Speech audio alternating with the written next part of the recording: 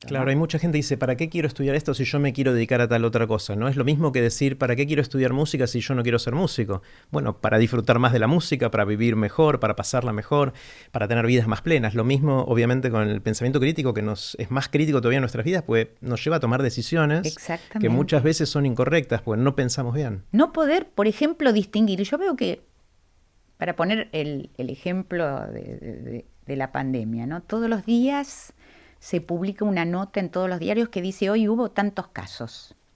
No, no hubo tantos casos. Hubo tantos casos notificados.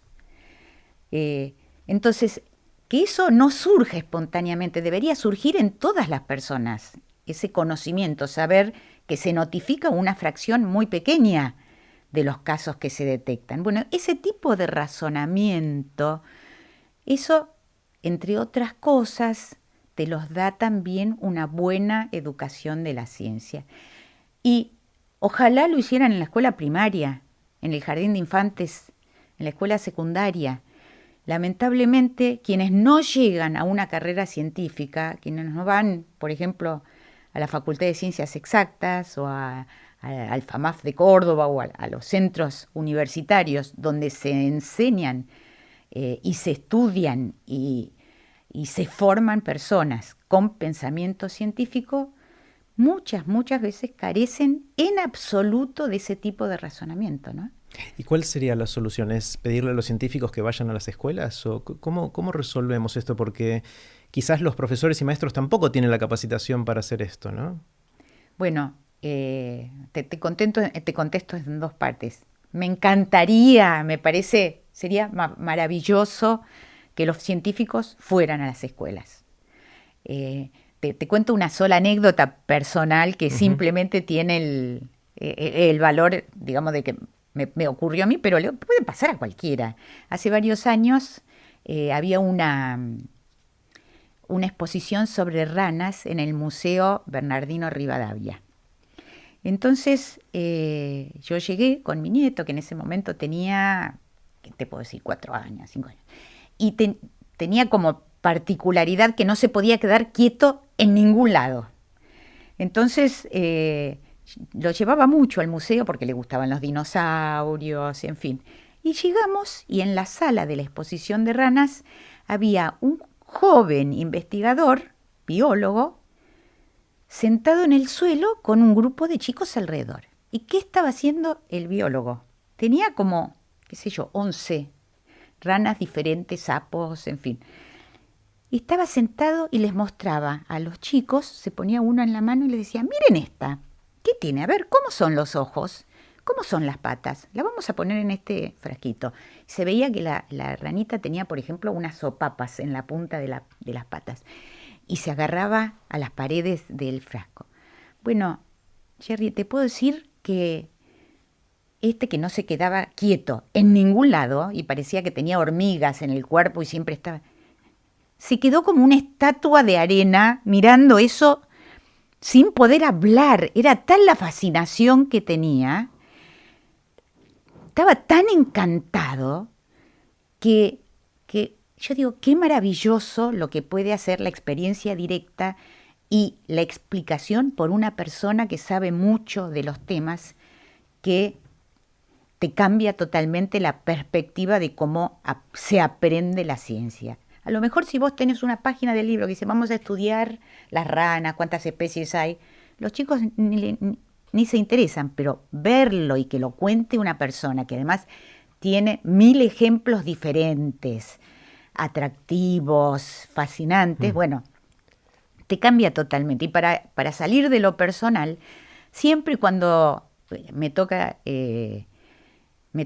entrevistar a grandes científicos, les pregunto, porque es algo que a todos nos interesa y siempre les pregunto en algún momento de la entrevista, ¿y cómo se te dio por estudiar ciencia, por estudiar física?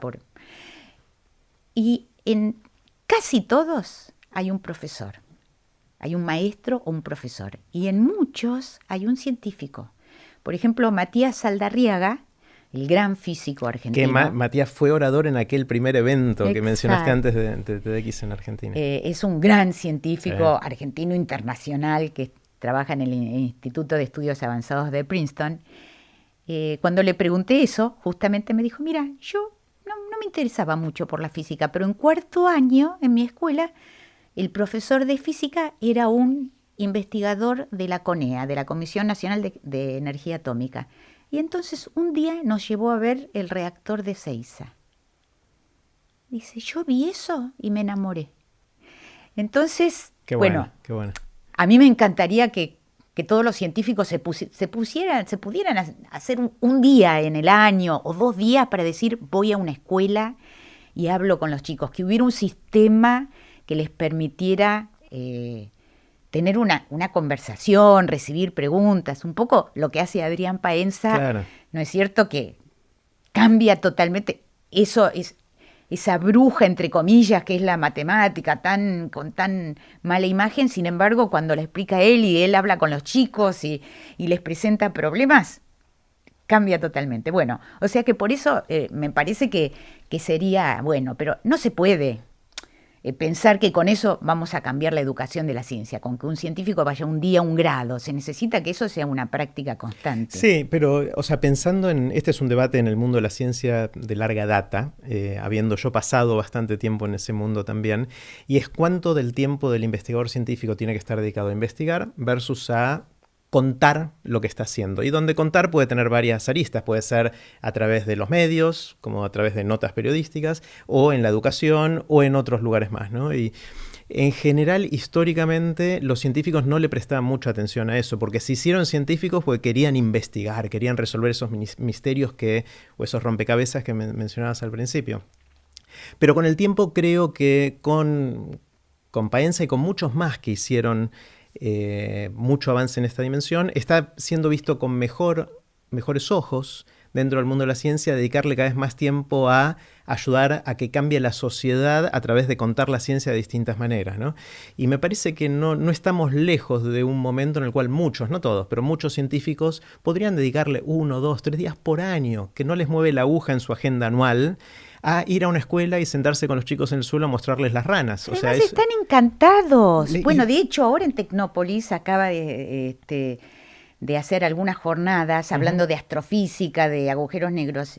Y bueno, los científicos que participan están encantados de hablar con el público directamente. Es decir, lo que quieren, bueno, así como quieren contar sus descubrimientos en una revista científica, están encantados de transmitir lo que estudian y lo que descubren a personas interesados en escuchar. O sea que yo estoy segura que eso lo harían. Pero digo, me parece que el Estado como Estado no puede pensar solamente que con eso van a cambiar, ¿no? Y de hecho, hay toda una rama de las ciencias de la educación, una de cuyas exponentes acá en la Argentina, vos la conocés muy bien, que es Melina Furman, que trabaja muchísimo en enseñanza de la ciencia, en cómo debería enseñarse la ciencia, y que tiene experiencias maravillosas en el tema, que realmente si se hubieran continuado, yo desde mi pequeño lugar hice lo posible, digamos, por poner un megáfono y digamos, divulgarlo y que se conozca, porque ellos, por ejemplo, ella es una de las artífices y fue el alma mater de una experiencia maravillosa que fue traer todo un sistema que consistía y lo aplicaron en escuelas de muy bajos recursos, que consistía en dotar a cada escuela de una cajonera, digamos, con todos los elementos que iban a necesitar para hacer experimentos, de acuerdo al programa escolar de ese grado, con libros para cada uno de los chicos y un libro para la maestra de cómo enseñarlo. Y además un sistema de tutores que cada 2 meses se encontraba con las maestras de esos grados, charlaban las dudas de cómo encarar los experimentos y las orientaba para desarrollar todo el programa, pero en lugar de hacerlos repetir, hacer ciencia. A jugar. Jugar haciendo ciencia. Lo aplicaron en las escuelas primarias. Me tocó, para hacer una nota justamente, ir a ver a una escuela, pasándola allí en Avellaneda, de Villa Soldati, un lugar así, que la directora me dice, ay, ay, estamos tan contentos porque dice, nosotros no teníamos ni un globo terráqueo y ahora Claro. tenemos 3, ¿no? Pero bueno, yo estuve presente durante toda la clase. La tranquilidad que había en ese grado, que uno tiene la idea siempre que los chicos son revoltosos y las maestras tienen que estar gritando, siéntense, presten atención. Nada que Nada de ver. eso. Estaban haciendo una clase sobre las fases de la luna. Entonces se reunían por grupo, cada uno tenía una pelotita de ping-pong y una Linterna. linterna, y entonces iban viendo, y Claro. entonces, ¿qué pasa? Y tenían una libreta y anotaban, y pasa esto, y tenían su globo terráqueo, y veían cómo la luna iba dando vuelta. Los chicos estaban encantados. Y durante la clase había un chiquito que era muy callado, pero siempre, cuando hacían preguntas, levantaba la mano y muy así tímidamente, siempre contestaba bien. Entonces, cuando terminó, yo me acerqué y le dije, ¿cómo te llamás? Y le digo, a lo mejor, no quería hablar, no quería decir nada. Y le digo, a lo mejor vas a ser científico. Y luego la maestra me dijo, ese chico que realmente se distinguía en el sentido de cómo entendía las preguntas y cómo contestaba bien, tiene 23 hermanos. No. Viven todos juntos en una casa a una cuadra de la escuela, que como dato de color, la directora me dijo, no, pongan el auto, tengan cuidado porque no vaya a ser, acá es un barrio peligroso. O sea, realmente una zona muy vulnerable, con todas en contra. Y cómo una buena educación con algo que invite a los chicos a actuar, a interactuar, a ser protagonistas, puede cambiar totalmente esa imagen que uno tiene de que la escuela es algo que los chicos le resisten, que van porque tienen sus amigos, pero en realidad se aburren en las clases, que de hecho en muchas clases se aburren porque es aburrido repetir nada más. Digamos, bueno, justamente en ese primero TEDx, ¿te acordás que estuvo ese experto inglés? Yo ahora no me acuerdo el nombre, que habló sobre la educación. Fue uno de los videos más visitados. Sí, de Ken Robinson. Exacto, Ken Robinson. Que falleció el año pasado, lamentablemente. Ken Robinson, que él explicó que la escuela es como que está diseñada solo para un tipo de chicos y deja fuera a la mayoría. Y bueno, si uno pudiera generalizar ese tipo de enseñanza, donde los chicos, en lugar de repetir, bueno, hay muchos movimientos, ¿no? La main à la pâte, la mano en la masa, que se hizo con los chicos de Jardín de Infantes en Francia, también con esa idea de aprender haciendo.